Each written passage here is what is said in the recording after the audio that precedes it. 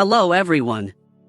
Finding a wound on your beloved dog can be a very stressful experience.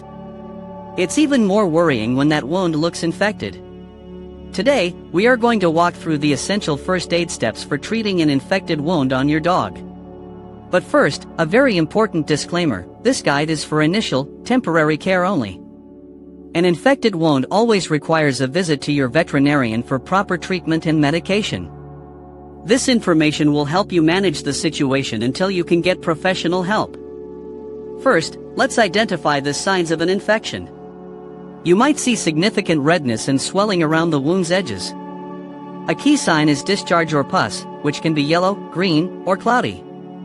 You might also notice a foul or unpleasant odor coming from the area. The skin around the wound may feel hot to the touch compared to the rest of their body. Your dog will likely be in pain, showing this by whining, limping, or being protective of the area. They might also be licking the wound constantly, or seem unusually tired or off their food. Once you've identified a possible infection, your first step is to stay calm and keep your dog calm. If your dog is in pain, they might try to bite, so consider using a muzzle for your safety and theirs. If there is any active bleeding, apply gentle, firm pressure with a clean cloth until it stops. Next, you'll need to clean the area. Carefully trim the fur around the wound using blunt-nosed scissors to keep hair from causing more irritation. Then, you need to flush the wound.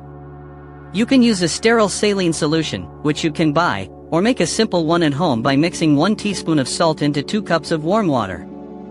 Gently pour or squirt this over the wound to rinse away debris. Do not use hydrogen peroxide or alcohol, as they can damage healthy tissue and slow down healing. After flushing, you can gently clean the surrounding skin with a diluted, pet-safe antiseptic like chlorhexidine. Rinse the area thoroughly again with your saline solution and carefully pat it dry with a clean, soft cloth. After cleaning, you can apply a very thin layer of a vet-approved antibiotic ointment. Do not use human ointments without your vet's permission. To prevent your dog from licking the wound and making the infection worse, you must use an Elizabethan collar, also known as a cone. This is not optional, it is critical for healing. While these first aid steps are important, the most crucial step is to call your veterinarian immediately. An infected wound needs professional assessment.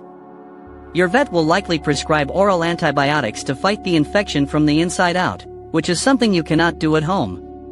They will also ensure the wound is properly cleaned and may need to perform other procedures if the infection is severe. Home care is support, but veterinary medicine is the cure. So, to recap, stay calm, clean the wound gently, prevent your dog from licking it with a cone, and get to your vet as soon as possible. We hope this guide has helped you understand what to do in this scary situation. Thank you so much for watching.